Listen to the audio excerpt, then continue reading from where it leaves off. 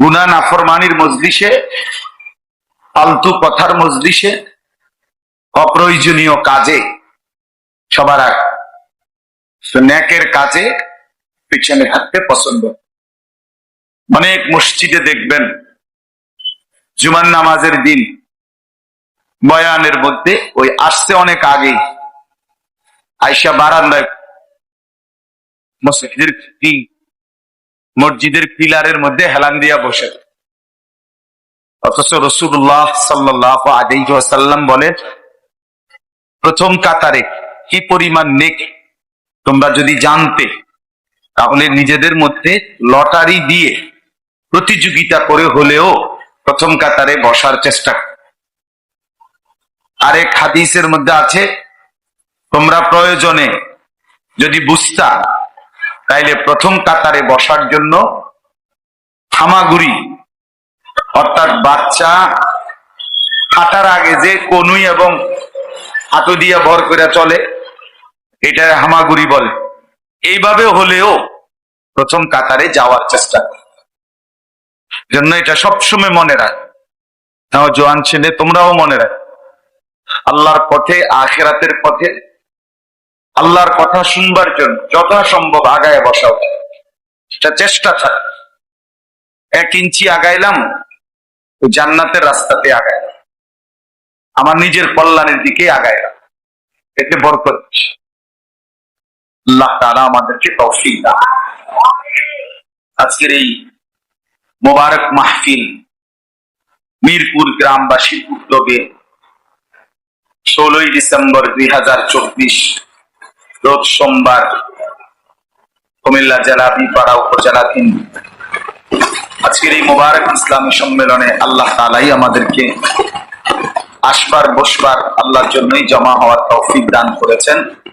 এজন্য আমরা সকলেই বলি আলহামদুলিল্লাহ। আমি আসলে যথাসময়ে আসরের নামাজ পড়তে পারতাম, কিন্তু ওই পান্নার ফুল এক জায়গা কোম্পানিগঞ্জের আগের সেকশন ওনে ভীষণ জ্যাম, এখনো অনেক জ্যাম, তাই 15-20 মিনিটের থেকে বেশি এখানে আটকাছে, যার কারণে সময়টা একটু দেরি হয়ে গেছে। আমাদের প্রিয় ভাই হযরত মাওলানা ইলিয়াস কিন্তু অনেক পেরেশানি করছেন, আর এই মাদ্রাসার সাথে আমার এই সম্পৃক্ততা আছে। তো আল্লাহ তাআলা যেটুকু সময় পেলাম, এটুকু সময়ই সামান্য কথা বলার তৌফিক দান করেন। সকলেই বলেন আমিন। নওজোয়ান ভাই, তোমরা প্রত্যেকেই তোমাদের যে হাতের মোবাইল, এগুলা নামাও। দয়া করে তোমাদের হাতে ধরা যে মোবাইল গুলো, এগুলা নামায় ফেলো ভাইয়া, এগুলা আর উঠায়ও না।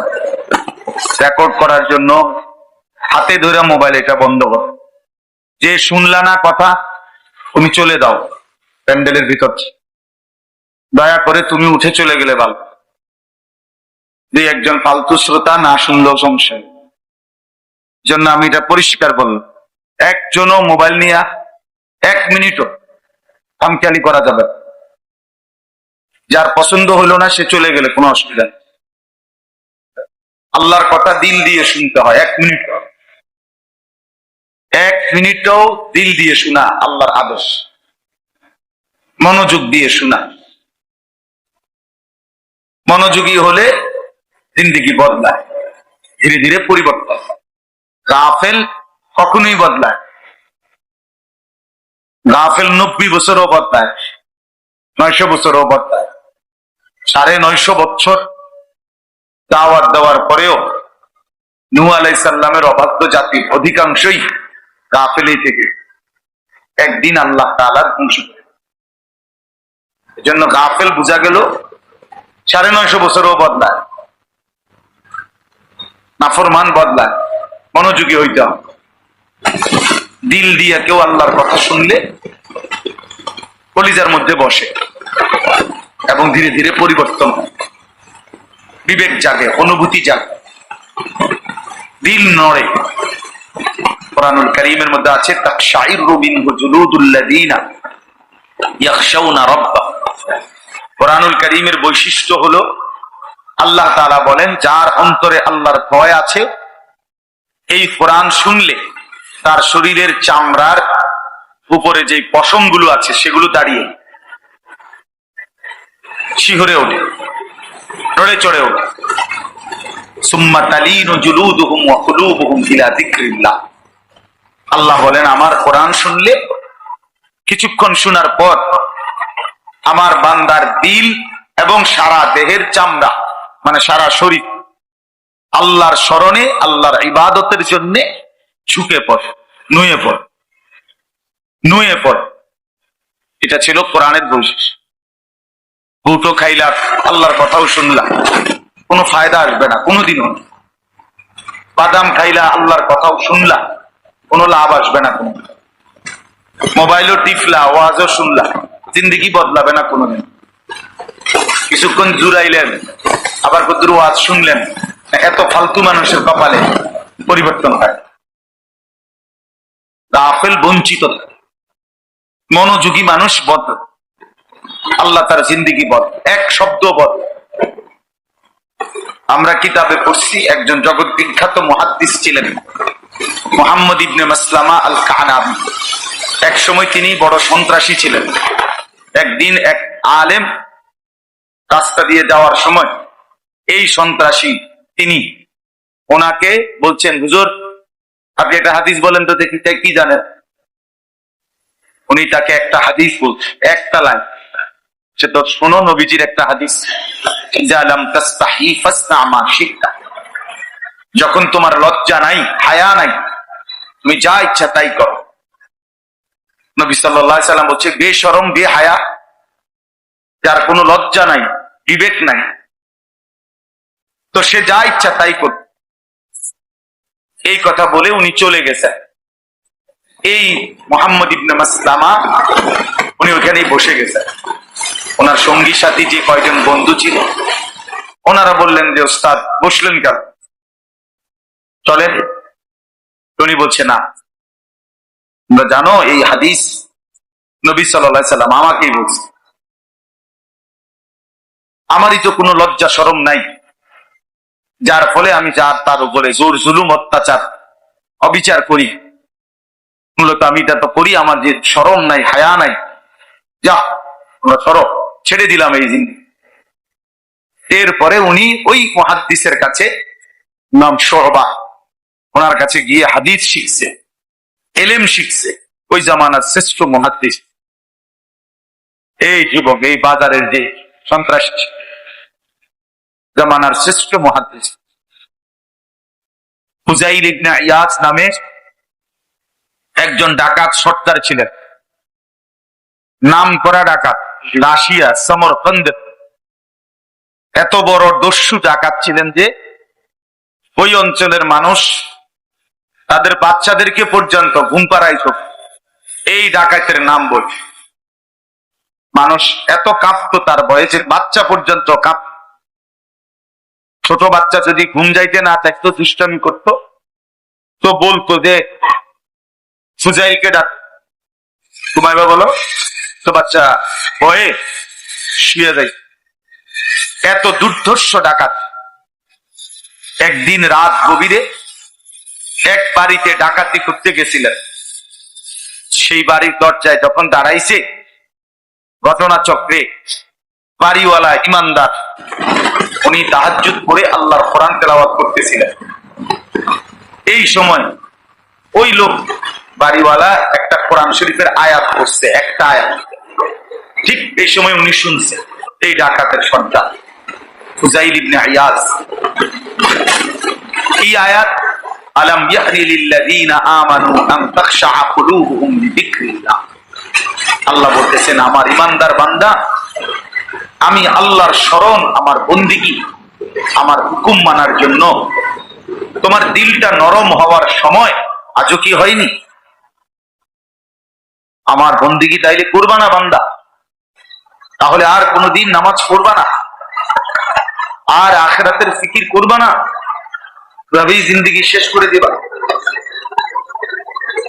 এই কথাটা বড় হৃদয় স্পর্শী কথা, যে আল্লাহ নিজে বলছে, বান্দা, মনে করো নওজোয়ান ছেলে তোমরা যারা কখনোই ফজরের নামাজ পড়ো না, আল্লাহ তাআলা ডাক দিয়ে বলে, বান্দা 1 বছর কোনদিন তো ফজরের নামাজ পড়লা না, 365 দিন, তাহলে তুমি কি আর পড়বা না? আর কোনদিন আমি আল্লাহকে সেজদা দিবা না? 30 বছর যেই লোকটা মিথ্যা বলে, প্রতিনিয়ত চুরি করে, সুদ খায়, হারাম খায়, হারাম রোজগার করে, তো আল্লাহ তাআলা যেন তাকে ডেকে বলে, আমার বান্দা তাহলে আর কোনদিন এই নাফরমানি ছাড়বা না? আখিরাত তাইলে মোটেই লাগবে না। এভাবে ভেবে দেখে প্রতিটা পাপীকে যেন আল্লাহ বলে, ইমানদার, আহা বান্দা, তোমাকে তো আমি বানাইছিলাম, তুমি কি আমার দিকে ফিরবা না? তোমার দিলটা কি নরম হবে না? নরম কয়জন ছেলে আসরের নামাজ আল্লাহরে সাক্ষী দিতে বলো, বলো। এখন যদি দাঁড় করায় কি পরিমাণ লজ্জা পাইবা? এখন যদি ঘাট ধরে বাইর করে দেই কি পরিমাণ লজ্জা পাইবা? বলো, বলো, বেশরম বলো। যেগুলো নামাজ পড়লা না তো বেশরম, বেহায়া, বেনামাজি, তুমি তো নির্লজ্জ, অসভ্য,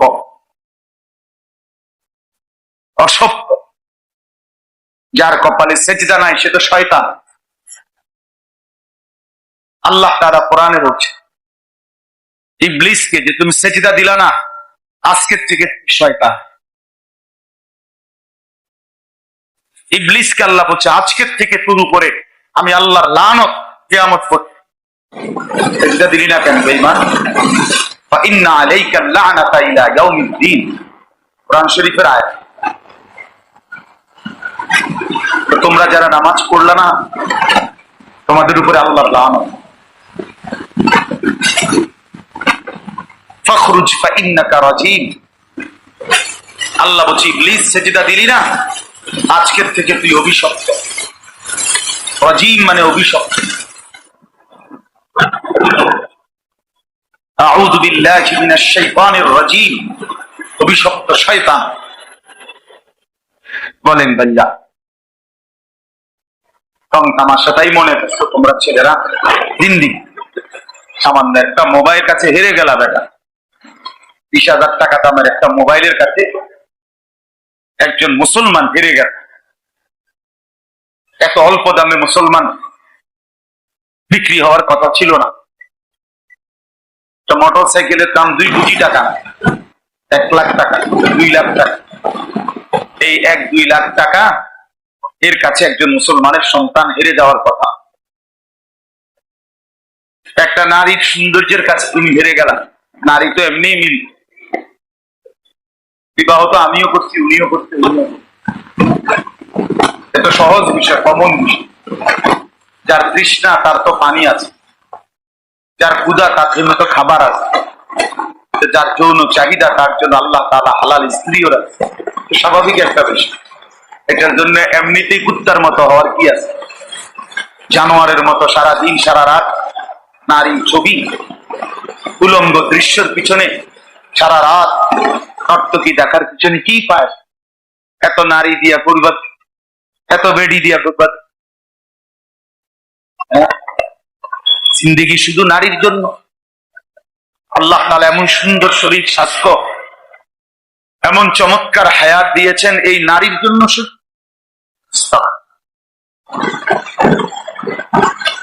বুঝার বিষয়, ভাবার বিষয়। ওটা পৃথিবী না চিনলা নওজোয়ান, কমপক্ষে নিজেকে তো চেনো, নিজের ভালোটুকু তো বোঝো ভাইয়া। এদুরও যদি না বোঝো কি হইলা? পদার্থ হইলা না অপদার্থ হইলা, কি হইলা ভাইয়া? এক ওয়াক্ত নামাজ পড়তে মত চায় না, এটা মানুষের বাচ্চা হয় কাছে। আমি আরে মানুষের বাচ্চা মানুষ, এটা মানুষের বাচ্চা হবে কেন? এক ওয়াক্ত নামাজ পড়তে মত চায় না, মুসলমানের বাচ্চা হতেই পারে? কোনোভাবেই না, কোনোভাবেই না। এই জন্য ওই ফুজাইল ইবনে ইয়াজ রাত গভীরে এই কথাটা শুনেছে। আলাম ইয়ানি লিল্লাযীনা আমানু আন তাখশা কুলুবুহুম লিযিকরিল্লাহ। হায় আমার মুমিন বান্দা, আমি আল্লাহর ভয়ে তোমার দিলটা কি নরম হবে না? তোমার মনটা কি নরম হবে না? আমরা কিতাবে পড়ছি, আরবি কিতাব, এই ডাকাত সর্দার ওয়াকাফা, থেমে গেল, আদবারা, পিছনের দিকে চলে আসে, মানে আর দরজা ভাঙ্গে নাই, ডাকাতিও করে নাই। এরপরে পিছনের দিকে আইসা দুই হাত তুলে চিৎকার করে আল্লাহকে ডাক দিছে, বালা ইয়া রাব্বি কাদ আনা, এই মাওলা সময় হইছে, মাওলা দিলাম ছাই, নাফরমানির এই জিন্দেগি দিলাম।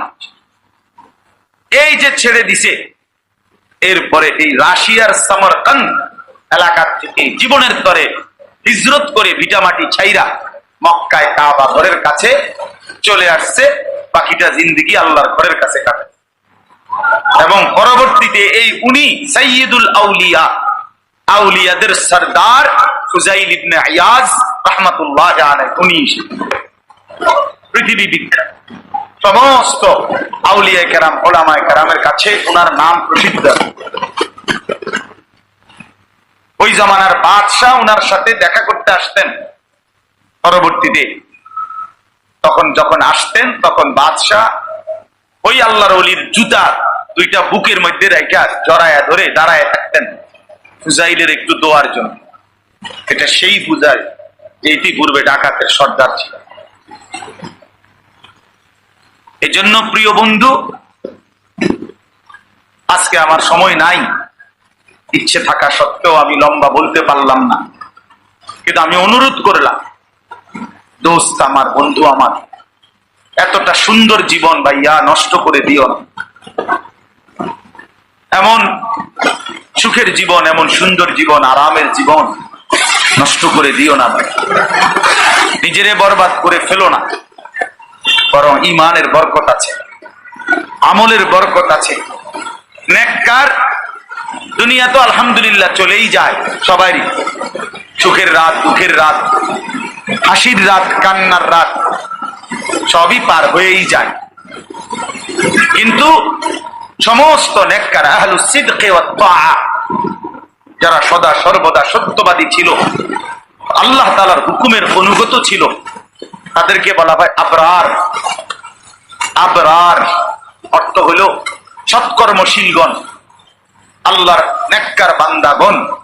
আল্লাহ তাআলা বলেন, ইন্নাল আবরারা লাফি নাঈম, আমার সেই নেককার সৎকর্মশীল বান্দাগণ চির নিয়ামতে ভরা সুখের জান্নাতেই বসবাস করবে। লাফি নাঈম, নিয়ামতে ভরা, যে নিয়ামত কোনদিন শেষ হবে না। এরপর আল্লাহ তাআলা বলেন, আলাল আরাইকি ইয়ানজুরুন, তারা জান্নাতের সিংহাসনে বসে দেখতে থাকবে। জান্নাতি বান্দা কি দেখবে? তাফসীরের মধ্যে আছে তিন জিনিস। এক, আল্লাহ তাআলা তাদেরকে যে সুবিশাল জান্নাত দিবেন, কোটি কোটি নিয়ামতে ভরা, তারা এই এক চেয়ারে বসেই সবটা এক নজরে দেখতে পাবে। তাহলে বোঝা গেল এটা সর্বোচ্চ 10 ফিট বাই 10 ফিট জান্নাত, ঠিক না? এক নজরে দেখবে কেন? ছোট হইলে না দেখবে, অথচ সবচেয়ে ছোট জান্নাত 10 দুনিয়া বরাবর, এই পুরাটা দেখবে। কিভাবে দেখবে? সামনে মনে থাকেন তাহলে তো দেখবে। কথা বোঝেন নাই? আপনি তো দেখবেনই তখন। এই জন্য আল্লাহ তাআলা বলছেন, এই 1 নাম্বার, আমার বান্দা জান্নাতের সিংহাসনে বসে তার জন্য নিয়ামতে ভরা পুরাটা জান্নাত এক নজরেই দেখতে পাবে। আরেক অর্থ হইল, আমার বান্দা জান্নাতের সিংহাসনে বসে এই সুখের জান্নাতে জাহান্নামীদের সমস্ত আযাবের দৃশ্য, নাফরমান যার জাহান্নামের মধ্যে আযাবে আছে, এটা সচক্ষে দেখতে পাবে। কে কি কষ্টে আছে। 3 নাম্বার হলো আমার বান্দা জান্নাতের সিংহাসনে বসে মহান আল্লাহ পাককে দেখতে পাবে। এই নিজের জান্নাতের নিয়ামত দেখবে, জাহান্নামীদের আযাবের দৃশ্য দেখবে, মহান আল্লাহ পাক রব্বুল আলামিনকে দেখবে। আলাল আরাইকি ইয়ানজুরুন তারিফু ফি বুজুহিহিম নাযরাতান নাঈম। আল্লাহ বলেন, বন্ধু আপনি যখন দেখবেন তো দেখবেন আমার সমস্ত জান্নাতি বান্দার চেহারা একের তেল ফিকা, মানে সুখ, স্বাচ্ছন্দ্য, স্বস্তি, তৃপ্তি, প্রশান্তি, আরামের 100 চিহ্ন জান্নাতীর চেহারায় ভাসতে থাকে। ওই চেহারার দিকে তাকাইলেই ভাববে জীবনে কোনোদিন দুঃখ বলতে কিছু ছিল তার পশ্চিম কালো। জান্নাতের 1 সেকেন্ডের নিয়ামত উপভোগ করার পরে বান্দা বলবে, রব্বুল আলামিন আমি জীবনে দুঃখ কি জিনিস কখনোই দেখিনি। জাহান্নামের 1 সেকেন্ডের আযাব ভোগ করার পরে জাহান্নামী বলবে, আল্লাহর কসম নবীজি বলছে, জাহান্নামী বলবে, আয় মাওলা জীবনের সুখ কি জিনিস আমি কোনোদিন দেখি না। আল্লাহর নবী সাল্লাল্লাহু আলাইহি ওয়াসাল্লাম বলেন, জাহান্নামের 1 সেকেন্ড দুনিয়ার 60 বছরের সুখ ভুলাই দিবে। জান্নাতের 1 সেকেন্ড দুনিয়ার 60 বছরের দুঃখ ভুলাই দিবে। ভুলাই তারিফু ফি বুজুহিহিম নাযরাতান নাঈম ইউসকাউনা মির রাহিকিম মাখতুম। আল্লাহ তাআলা বলেন, মোহরাঙ্কিত অর্থাৎ সিল মারা শরাব, রাহিক নামের শরাব পানীয় জান্নাতের মধ্যে আমার বান্দাদেরকে পান করানো হবে।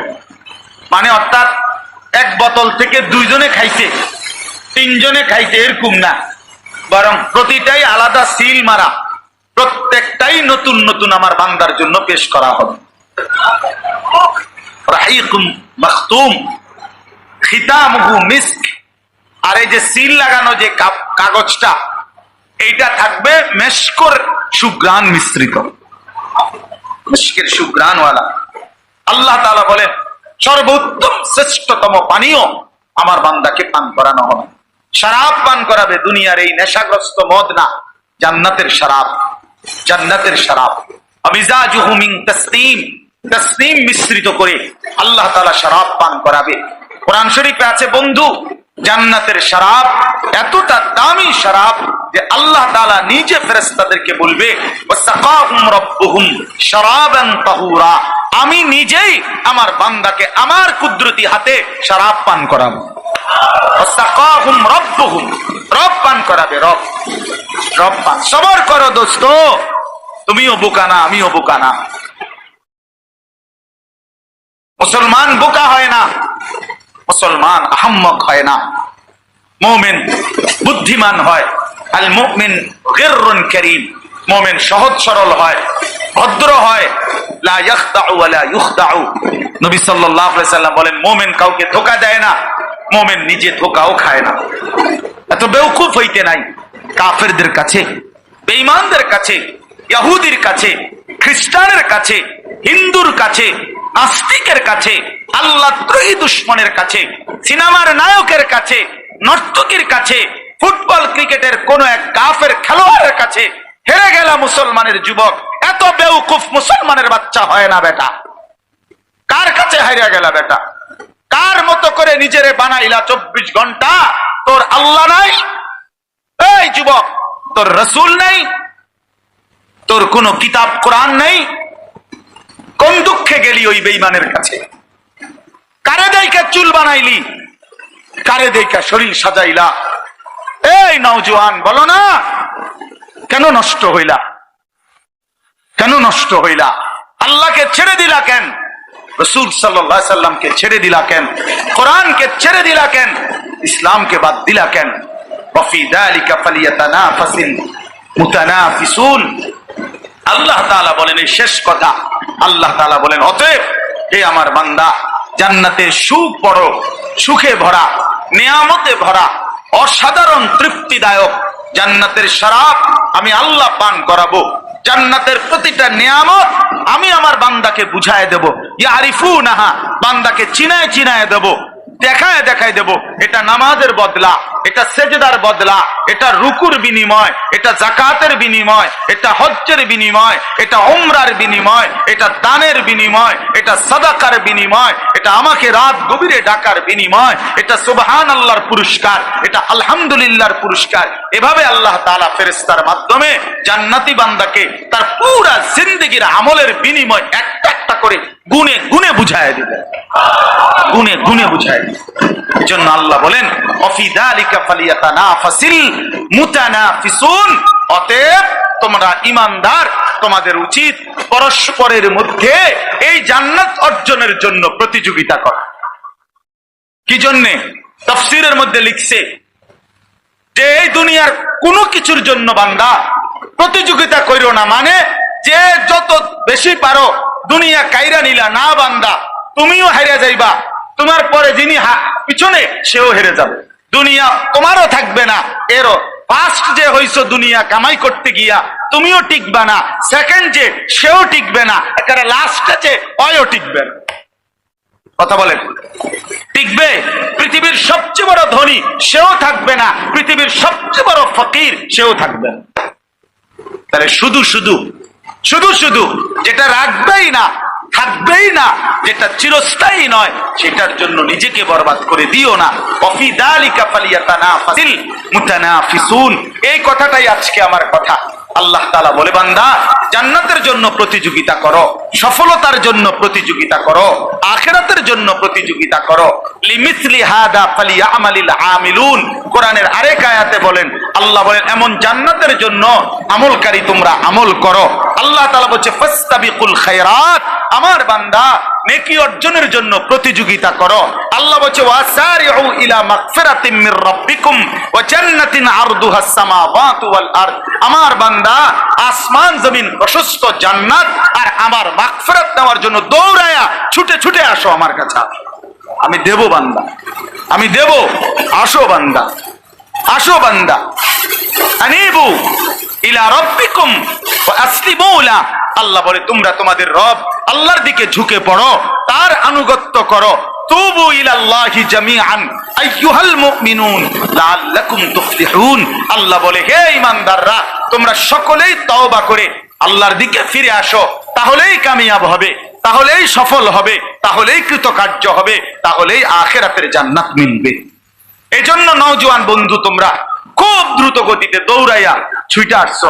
আমি তোমাদের এই ভালোবাসা, এই মহব্বত, এই আবেগ কেমনে বুঝাবো? আমি কি দিয়ে প্রতিদান দেওয়ার? কোনো প্রতিদান দেওয়ার আমার তো ক্ষমতা নাই, কিন্তু আমি জানি এই নওজোয়ান সব আমগরে ভালোবাসো ভাইয়া আল্লাহর জন্য। কার জন্য তোমরা ছুটে আসছো? কার জন্য? আল্লাহর জন্য, আল্লাহর জন্য। আল্লাহর দিকে ফেরো ভাই, ব্যক্তির জন্য না। কোন ব্যক্তির জনপ্রিয়তা ধোকা।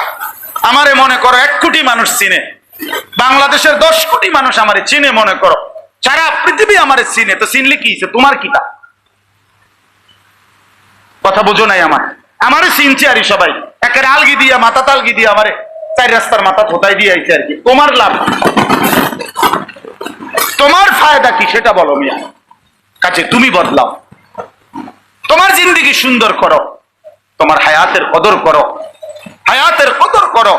প্রত্যেকটা ছেলেকে আল্লাহ তাআলা উৎসাহিত করছেন। বাবা, নওজোয়ান এবং বয়স্ক সবাইকে বলি, আমাকেও বলি, আল্লাহ বলছে বান্দা প্রতিযোগিতা করো আখিরাতের জন্য, দুনিয়ার জন্য, দুনিয়ার জন্য। অতএব ইনশাআল্লাহ আজকের এই ছোট্টটুকু কথার মধ্যে আমি এতটুকুই বললাম, আমার কিশোর তরুণ নওজোয়ান সাথী তোমরা আল্লাহর দিকে ফিরে আসো। আগামীর পৃথিবী ইসলামের পৃথিবী, আগামীর পৃথিবী কোরআনের পৃথিবী। সারা পৃথিবীতে মজলুমের বিজয় হচ্ছে, সারা পৃথিবীতে ইমানদারের বিজয় হচ্ছে ইনশাআল্লাহ। আমার নাম আনিসুর রহমান। মনে রাখো বন্ধু, আমি বাঁচি আর তুমি বাঁচো, অল্প সময়ের ব্যবধানে দেখবা সারা পৃথিবীতে কালেমার পতাকা উঠছে। তুমি যেন সেই কালেমার সৈনিক হতে পারো, কোরআনের সৈনিক হইতে পারো। আল্লাহ তোমাদের সবগুলো নওজোয়ানকে আগামীর ইসলামের জন্য, আগামীর কোরআনের জন্য কবুল করেন। বলো আমিন। সবাই রাজি তো ইনশাআল্লাহ? সবাই রাজি তো ইনশাআল্লাহ? সবাই রাজি তো ইনশাআল্লাহ? আল্লাহ তৌফিক দান করেন, আল্লাহ আমাদেরকে কবুল করেন। আমিন।